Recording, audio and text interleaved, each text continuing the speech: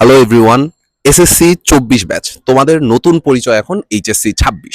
So এসএসসিতে যেরকম ছিল যে শুধুমাত্র বোর্ড বইগুলা পড়লেই কিন্তু আমাদের কাজ হয়ে যেত, বা আমাদের স্কুল থেকে হচ্ছে বুক লিস্ট দিয়ে দিত যে এই কয়েকটা বই পড়লেই আমাদের হবে। বাট এইচএসসিতে আইসা তোমার কিন্তু সিলেবাসটা আসলে এরকম না। তোমার বোর্ড অনুমোদিত বই কিন্তু আসলে অনেকগুলো আছে। সো এটা নিয়ে একটা কনফিউশন কাজ করবে যে আমরা আসলে কোন বইটা পড়বো বা কোন বইটা আসলে পড়া উচিত, পড়ার টেবিলে কোন বইটা থাকা উচিত। সো এই টাইপের কনফিউশনগুলো নিয়ে আমরা হচ্ছে আজকে কথাবার্তা বলবো। সো আমি যেহেতু অনেকদিন ধরে ম্যাথ আর ফিজিক্স পড়াইতেছি, আমরা শুধুমাত্র ম্যাথ আর ফিজিক্সেরই তোমার একটু ট্রাই করব যে কোন কোন বইগুলো তোমার পড়া উচিত। সো আমরা যদি একেবারে বেসিক লেভেলের স্টুডেন্টদের কথা বলি, তাহলে সেই ক্ষেত্রে তুমি যদি ম্যাথের কথা চিন্তা করো, ম্যাথে তোমার প্রথমেই রূপন্তী প্রকাশনীর কামরুজ্জামান স্যারের যে বইটা আছে এই বইটা তুমি ফলো করতে পারো, কারণ এটাতে মোটামুটি টাইপ অনুযায়ী সবগুলা প্রবলেম সাজানো থাকে। মানে এই বইটা অন্যান্য বইগুলার তুলনায় একটু সুন্দর মতো সাজায় গুছায় লেখা, প্লাস বইটাতে হচ্ছে টাইপ অনুযায়ী প্রবলেমগুলা ভাগ করা আছে। তুমি চাইলে অক্ষরপত্রের বইটাও পড়তে পারো অথবা সিস্টেকের বইটাও পড়তে পারো, এই দুইটাতেও কিন্তু টাইপ অনুযায়ী প্রবলেমগুলা দেওয়া থাকে। অ্যান্ড কেতাব স্যারের বই বা এসিও আহমেদ স্যারের বই, এইটা তোমাকে অনেকেই বলবে এসিও আহমেদ স্যারের বইটা সবচেয়ে সোজা একটা বই। ডিআরএমসিতে যখন আমি ছিলাম 2017 থেকে 2019, মানে আমি যখন কলেজে ছিলাম ওই টাইমে আমাদের সময় কিন্তু ডিআরএমসিতে এসিও আহমেদ স্যারের বইটাই পড়াইতো। নটরডেমে কিন্তু এখনো এসিও আহমেদ স্যারের বই ফলো করে, ইনফ্যাক্ট অনেকগুলা কলেজেই এসিও আহমেদ স্যারের বইটা ফলো করে। এসিও আহমেদ স্যারের বইয়ে যে প্রবলেমগুলো আছে সবগুলা প্রবলেমই কিন্তু তুমি আসলে রূপন্তী প্রকাশনীর মধ্যে পাবা। মানে আলটিমেটলি সবগুলা বইয়ের প্রবলেম কিন্তু 90 to 95% সেম, সিমিলার টাইপের প্রবলেমগুলোই তোমার কাছে থাকে। সো তুমি যে কোনো একটা বই ফলো করলেই হয়েছে।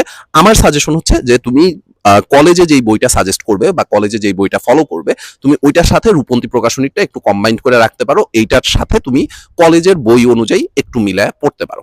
সো প্রথমে যেটা অবশ্যই কিনতে হবে সেটা হচ্ছে রূপন্তী প্রকাশনীর ফার্স্ট পেপার, সেকেন্ড পেপার, এই দুইটা বই তোমার থাকা মাস্ট।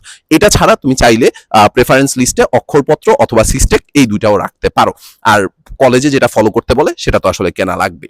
ফিজিক্সের ক্ষেত্রে একটা কনফিউশন কাজ করে যে ভাই আমি আসলে প্রবলেমগুলো কোন জায়গা থেকে সলভ করব। তুমি যদি থিওরি পার্টের কথা চিন্তা করো, থিওরি পার্টের জন্য তপন স্যারের বইটা খুবই সুন্দর সহজ ভাষায় লেখা, বাট এইখানে প্রবলেমগুলো একটু অ্যাডভান্স লেভেলের প্রবলেম কিছুটা কম আছে।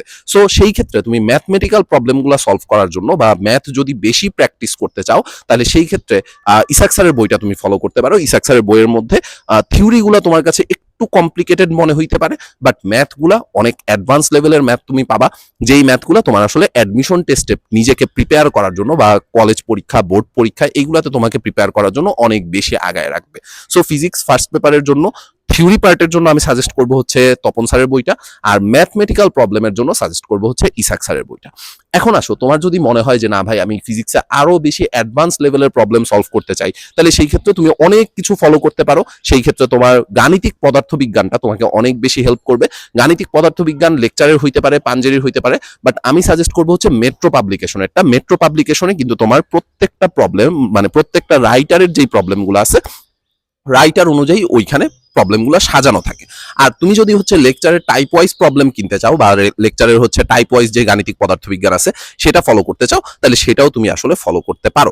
সো ফিজিক্সের ক্ষেত্রে অ্যাডভান্স প্রবলেম সলভ করার জন্য গিয়াস স্যারের বইও ফলো করা যাইতে পারে, বা হচ্ছে তোমার অন্যান্য যেই বইগুলো আছে ফিজিক্স ফর ইঞ্জিনিয়ার্স ফলো করা যাইতে পারে। কিন্তু বেসিক ডেভেলপমেন্টের জন্য তোমার অবশ্যই তপন স্যারের বইটা প্রথম থেকে শেষ পর্যন্ত শেষ করা লাগবে। দেন তুমি প্রবলেম সলভিং এর জন্য ইসাক স্যারের বইটা ফলো করবা। ইসাক স্যারের বইয়ের যতগুলা ম্যাথ আছে সবগুলা যখন শেষ হয়ে যাবে, তখন তোমার কাজ হচ্ছে যে আদার্স যে গাণিতিক পদার্থবিজ্ঞানের অন্যান্য রাইটারের যে প্রবলেমগুলো আছে সেই প্রবলেমগুলো সলভ করা, বা অন্যান্য বাইরের বইগুলা সলভ করা। তো ম্যাক্সিমাম টাইমেই স্টুডেন্টরা আসলে এই জিনিসটা নিয়ে কনফিউজড হয়ে যায়। এই কারণে তুমি আমার কাছে এসে জিজ্ঞেস করলা, আমি হয়তো এক রাইটারের বই সাজেস্ট করবো, আরেকজন ভাইয়ের কাছে যায় জিজ্ঞেস করলা, বা অন্য কোনো কলেজের টিচারের কাছে যায় জিজ্ঞেস করলা, বা অন্য যে কারো কাছে জিজ্ঞেস করলা, সে হয়তো অন্য কোনো রাইটারের বই সাজেস্ট করবে। সো এই জিনিসটা অনেক বেশি প্রবলেমের মধ্যে ফালায় স্টুডেন্টদের, কারণ তোমার কোনো অনুমোদিত বোর্ড বই নাই। মানে অনুমোদিত বোর্ড বই এতগুলা যে তুমি যে আসলে কোনটা ফলো করবা এটা নিয়েই তুমি আসলে বেশি কনফিউজ থাকো।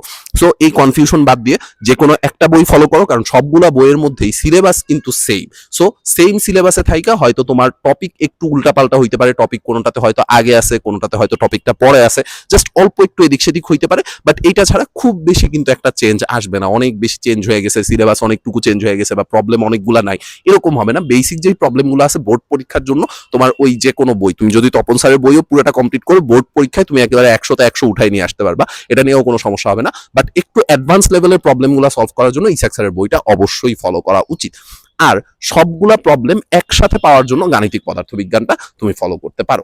সেম ওয়েতে কেমিস্ট্রি বা বায়োলজির জন্য তোমার অনেকগুলা বই আছে, সো এইগুলার মধ্যে কোনটা তুমি ফলো করবা সেটা অন্যান্য যেই ভাইয়ারা আছে বা যাদের কাছে তুমি পড়বা তাদের কাছ থেকে একটু সাজেশন নিয়ে নিতে পারো। সবগুলা বইয়ের মধ্যে মানে 90 to 95% সেম জিনিসপত্রই থাকে, অল্প কিছু এদিক সেদিক থাকে। সো যার কাছে তুমি পড়তেছো বা তোমার কলেজে যেটা ফলো করতেছে ওই বইটাই তোমার বেস বই হিসেবে ধরে তারপরে তুমি আরেকটা বই ফলো করতে পারো। সো ইন্টারে যেটা হয় আসলে, মানে এইচএসসিতে যেটা হয় যে তোমার ম্যাক্সিমাম ক্ষেত্রেই একটা বই পড়ে আসলে শেষ করা পসিবল হয় না। সো তুমি যদি মাল্টিপল বই পড়তে চাও তাহলে সেইটাও কিন্তু আসলে একটা ঝামেলার ব্যাপার, কারণ তুমি এতগুলা বই আসলে একসাথে শেষ করতে পারবা না, সময়টা আসলে অনেক কম। এই কম সময়ের মধ্যে এতগুলা বই আসলে শেষ করা এইটা মোটামুটি ডিফিকাল্ট। সো তোমার কাজ হচ্ছে যে কোনো একটা বই বেস হিসেবে ধরা। আমি আমার পার্সপেক্টিভ তোমাকে বললাম, বা আমি নর্মালি ক্লাসে যে বইগুলা ফলো করি সেটা তোমাকে শেয়ার করলাম। তোমার যদি মনে হয় যে এটা তোমার জন্য হেল্পফুল হইতেছে তাহলে তুমি সেটা শেয়ার করতে পারো, অ্যান্ড ফ্রেন্ডদের সাথে একটু শেয়ার করে জানাই দিতে পারো যে এইচএসসিতে আসলে এরকম দ্বিধাদ্বন্দ্বে না থাইকা কোন বইগুলা এখন থেকেই কিনা তোমার প্রিপারেশনটাকে অ্যাডভান্স লেভেল পর্যন্ত তুমি নিয়ে যাইতে পারো। সো দেখা হবে ইনশাল্লাহ পরবর্তীতে অন্য কোনো ভিডিওতে। ধন্যবাদ সবাইকে।